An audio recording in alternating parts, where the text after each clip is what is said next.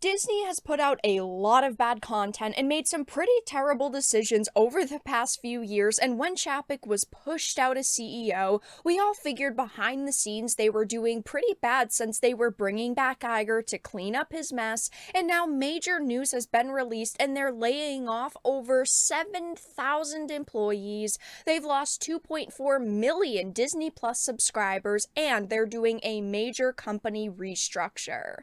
I have a bunch of things to show off, but before we get into the topic at hand, if you enjoy the content that I create, please make sure to subscribe to the channel and the notification bell. Follow me on social media like Twitter or mine so that you can see when my content is posted. And of course, if you do really enjoy the videos and the live streams that I create, please consider becoming a Dark Titan via Patreon or a supporter via YouTube memberships. So, I wanted to start with this Variety article. Disney Plus drops 2.4 million subscribers in first loss. Bob Iger heralds significant transformation underway, which of course means cutting out the, people at the very bottom because they are cutting off 7,000 employees. That is the layoff number that is expected along with these, significant changes and this transformation.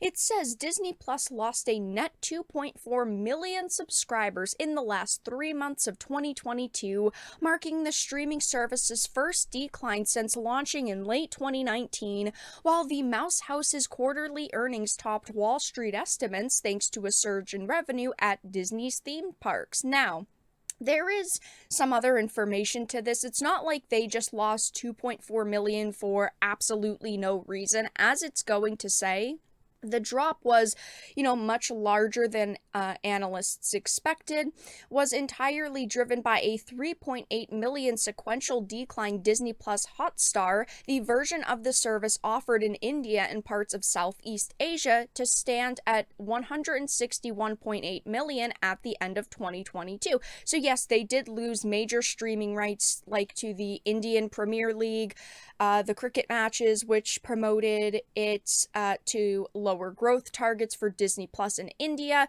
So that is a big reason. But at the same time, it doesn't really matter because it is still Disney. It's still the same company. They are still looking at these major losses, and ultimately that means failure for them. Obviously Disney isn't like going under right now or anything, but they have to cut billions in revenue and, thousands of employees now. It goes on to say on the earnings call, Iger announced that Disney is eliminating 7,000 jobs with layoffs affecting 3.2% of its global workforce, which is obviously massive to just announce. 3.2% of your global workforce for a company that has been saying, they've been doing really good is pretty shocking. And it says it's part of a strategy to reduce costs by 5.5 billion. So obviously they are just not doing great all around right now.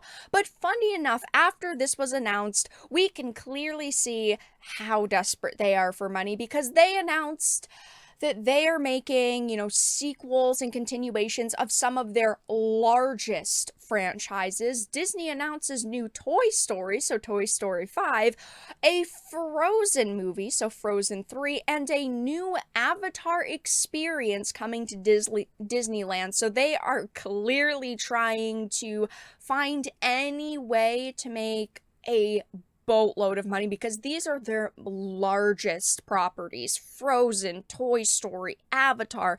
They are pulling out all of the stops here.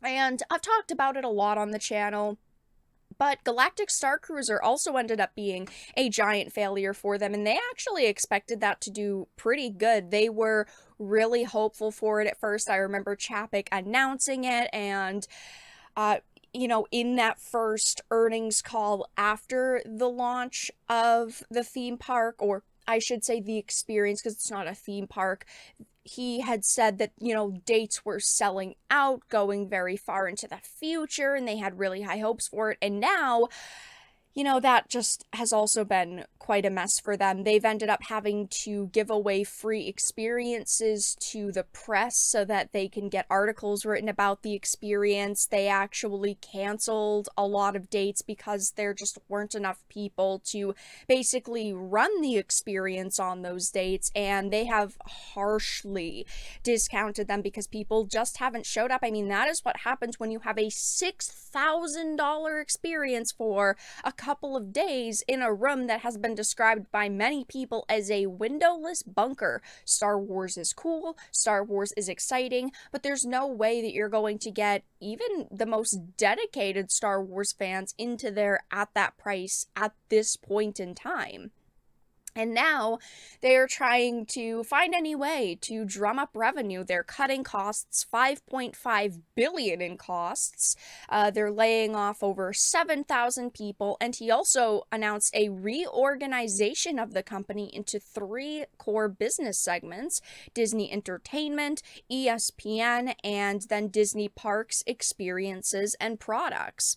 He said that Disney plans to reinstate payments of the dividend to shareholders by the end of the calendar year 2023, after the company had suspended the dividend in the spring of 2020 amid the outbreak of the pandemic, of course. So they're still bringing up the pandemic, trying to, find ways to tie it into why things are bad for them now and why things have to change now, because of course COVID threw them all off track, even though, again, in multiple announcements and, shareholder meetings, they have said, oh, we're doing fine, we're back on track.